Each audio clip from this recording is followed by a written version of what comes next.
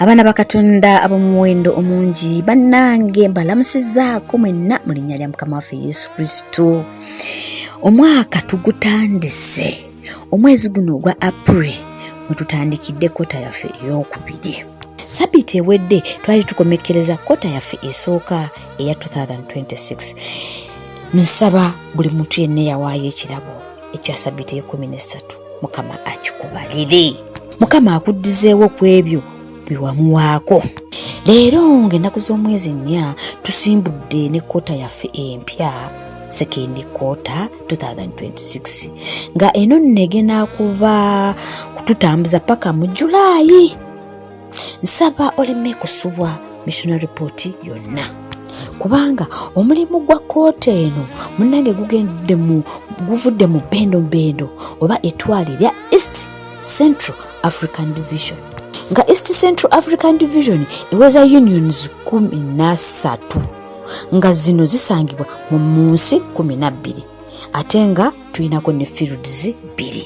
Ekyewuunyisa East Central African Division munnange tusangamu ensi nga Burundi, Kenya, Somalia, South Sudan, Tanzania, Eritrea, Djibouti, Democratic Republic of Congo, and lastly Uganda, the Pearl of Africa. Ensi zenjogedde zeziri mu twaliwo.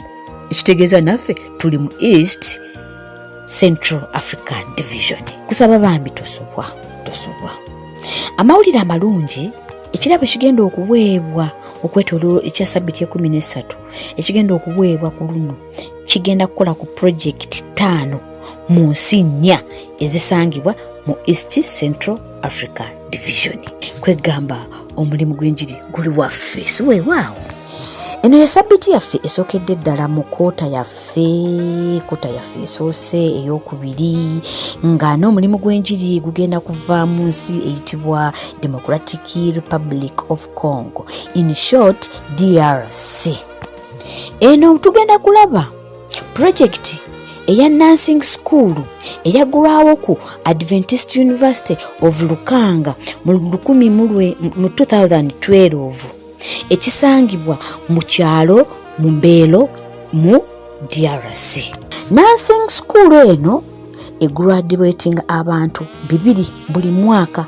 Ate si kyo kyokka, olwokuba nursing school eri connected with the university ne university 70% abasumba abasangibwa mu Democratic Republic of Congo bagraduatingira okuyita university yafeeyo. Kale omutwe gwa leero kyeguba gugamba University Changes Hearts nga n'agenda okugutottotera y'omu ku bakulembeze ba university eno Dr. Malembe Tatas. Agenda tutuusaako emboozi ez'abantu 3 Katonda be yakolamu omulimu okuyita ku nursing school ne university at large. University President Dr. Malembe Tatas atandika emboozi ye bw'ati. Agamba ku university eno eya Lukanga gyakola ng'omukulembeze alabiddeyo ebintu bingi nnyo byatayinza na kumalayo. Mukama byakoze era byakyakola. Dr. Malembe agamba yalabako ku kintu kino. Waliwo omuwala omuto kitaawe munnange yajja ku university amusabire ekifo. N'amusabira ekifo atandike okusomera ekyo. Lwaki? Otaata w'omuwala ono agamba yakinoonyerezanga ku masomero gonna gazaayitaayitamu essomero ly'Abadiventi lirina enkizo. Kale bw'atyo n'asalawo muwala we ajje agyaba asomera. Naye ng'amaze okumuwandiisa yategeeza muwala we nti muwala nkuleese nno kuleese kusoma sikuleese ate kujja jjajja simanyi ate zonyo ogenda kufuuka mu 7 ekyo si kyekikuleese. Yamukalaatira Mr. Malembe bw'agamba. Ate mulowooza intake yalwawo omwana muwala bw'atyo nga yeesogga university yaffe y'abasevensidde nga n'akyasanga okwagala kwe kulaba abasevensidde tata bamuwanidde basomesa batya. Nga bwe mumanyi Adventist institutions bannange bategeka nnyo week of prayers, si kyekyo? Kale bwe batu ne university yategeka week of spiritual emphasis. Wano omuwala olw'okuba yali asoma college eyo, kale yasinkananga banne ne bagendanga week of eyo emphasis okusaba. Dr. Malembe agamba omwana muwala taata we gwe yakalaatira obutagezaako kwekyusakyusa kufuuka Museveni esamonizi zigenda okugwako okumala wiiki ng'ate omuwala tasazeewo okubatiza okwegatta ku kisibo kya Mukama. Bannange omwana muwala yagenda n'abatizibwa era neyegatta ku kkanisa. Mujjukira bulungi taata ebigambo bye yamugamba. Ekintu kino eky'okukalaatira omwana ono obutafuuka Museveni kyamulumya omutwe, era kikyamulumya omutwe. Wano omuwala waatusabira bambi tumusabire. Taata talinaako omuntu yenna gwe yali agambyeko kuba ewaabwe nti ye yabatizibwa yafuuka omwediventi. Yeeraliikirira olunaku lw'anaasisinkana taata we, enkaayana ey'amaanyi gy'alaba awo. Asaba tumusabireko bannange bemu okubaawo, asaba tumusabireko Katonda kakanya omutima gwa taata we. Weewaawo Dr. Malembe eyo emboozi gy'asoose otunyumiza. Ey'okubiri eno yo ekwata ku maama omu eyali olubuto. Dr. Malembe agamba maama ono ow'olubuto olunaku lumu munnange yayitako ku kiriniki yaabwe ng'azze okufuna ku check-up. Anti baali bamugambye nti mu lubuto omwo mwandibaamu abaana babiri. Kale yali azze okukola akasikaani kano aka ultrasound ka TV okulaba ddala biki ebyali mu lubuto omwo.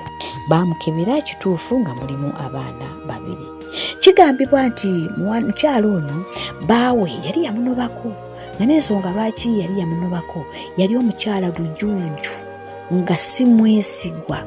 Kale omwami n'amuddukako n'amuleka. Omwami ky'atamanya nti ate omukyala yali amulekedde olubuto. Amawulire gatuuka ku mwami nti omukyala gwe yaleka eri mu lujuuju bannanga ayina abalongo mu lubuto. Omusajja yagezaako wadduke agende ddala akakase. Mumanyi kye yasanga?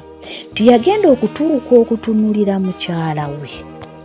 Nga kuno empisa y'Abadiventi gye bakola eyo ey'okusabanga buli ku makya morning devotion baateekangawo okusaba ku ddwaliro wano. Era maama ono ebigambo bino byali nabyo bimukozeemu omulimu. Okusaba kokwo okw'okumakya baakuvaako ne bateekawoko ne wiiki ey'okusaba.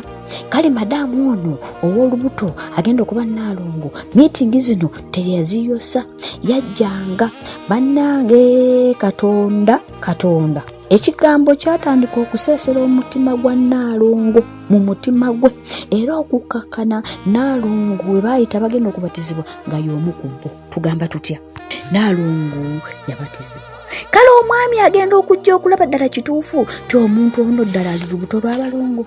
Yasanga bino, yagenda okutunulira omukyala eyali lujuuju nga muntu mwawufu nnyo ng'engeri gye yeeyisaamu ng'alina entiisa ya Katonda. Tugamba tutya? Amawulire amalungi Dr. Malembe agamba nti nno omukyala bannange yasumululwa era n'azaala abaana be babiri. Amiina. Dokita agamba bannange omusajja bw'akizuulira ddala nti Nnaalongo we yalina abaana babiri era yazaala abaana babiri. Mumanyi kye yakola? Ate teyakyusa obwofu n'akomawo eri mukyala we. Dr. Malembe agamba nti okumanya omusajja yaddira ddala bajja ne basaba ye Ssaalongo, Nnaalongo n'abalango baabwe. Naye lwakuba omwami ono tannaba kukyuka naye wabula akyayiga ekigambo kya Katonda. Basaba olunaku lumu Mukama amukwateko naye awe omutima gwe Yesu abatizibwe. Amiina. Emboozi esembayo Dr. Malembe ekwata ku muyizi eyalina dayimoni. Dr. Malembe nga pulezidenti wa Adventist University of Lukanga agamba olunaku lumu wajja omuyizi ku university nga omuyizi ono ekyali kimuleese yali ayagala kwegatta ku university eno ng'ayagala asome oba siyologiya afuuke omusumba. Omuyizi ono agamba nti yali yasomerako ku masomero g'Abadiventi ku aya gundi eyo. Kale n'ekyali kyeyali asinga okwagala mu byonna kwe kusoma mu busumba. abazadde be kino bakitegeera nti mutabani waabwe nno yandiyagala obusumba kyokka ate nga bo baagala asome bya medicine.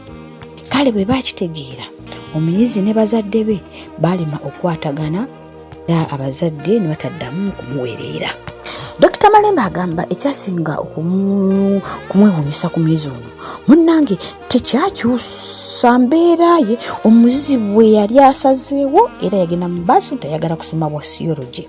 Kale olw'okuba abazadde baali tebakyamuwa school fees yasaba omulimu ku university ogw'okukuuma era bambi baagumuwa n'abeera watchman okumala emyaka 2 nga bw'afuna ku kasente. Amiina. Dr. Malembe agamba bannange sitaani mubi nnyo. Omuyizi eyali amaliridde okusoma oba esiyology okufuuka omusumba okununula abaali babuze bannange ekimbe kyamulumba. Ekimbe ekyaluma omuyizi ne kimubala embiriizi okutuuka n'okumuggyako okutegeera kwe nga takyategeera. Obwongo bwakyukamu. Wano abazadde be bakitegeera babalumba ne babagamba era ne bagamba omwana waabwe twakugamba kusoma medicine wagenda kulumba bya busumba kolabe ezo diamond. Ng'abazadde bawoza diamond, Dr. Malembe agamba nabo bakola obukugu bwabwe okunoonyereza ddala kiki ekyali kiruma omuyizi ono. Bannange bagenda okukizuula nga tewali. Kale bwe bakizuula nti tewali, Dr. Malembe agamba bateesa bonna abali mu ssomo lya siyology okuteekawo okusaba n'okusiiba basobole okusabirako munnaabwe olw'embeera gye yali atuuseemu. Dr. Malembe agamba abasomesa 27 wamu n'abayizi abali mu department eno ey'obwa siyology bateekawo olunaku lwa Thursday nga kusabira munnaabwe Mukama amusumulule. Bannange nabagamba nti bannange tusaba Mukama akolaki awulira.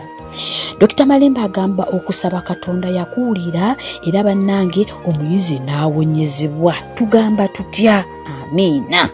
Wano wagambira Dr. Malembe nti omuyizi olwawona bw'ati yaddayo mu misomo gye nga n'obwongo bwonna obwali buwunze buzibbwa bujja. Tugamba tutya?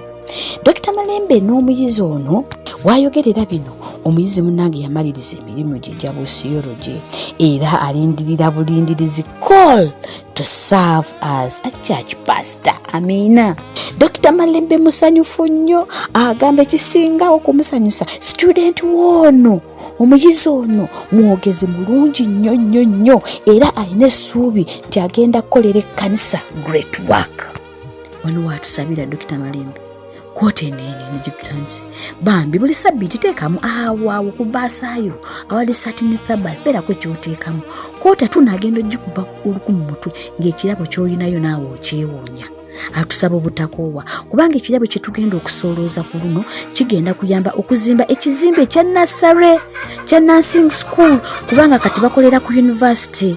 Bagenda kukolawo laboratories, bagenda kuteekawo kiliniki y'abaana, bagenda kuteekawo abazadde we bazaalira, bagenda kuteekamu ebyuma ebikebera abantu. Kale ekirabo kyekyo ekirabo ky'onawaayo sabbiiti 13 kyonna tugenda kiyiwa eyo. Kusaba Mukama akukozese era kusaba akumpeera omukisa. Happy Sabbath.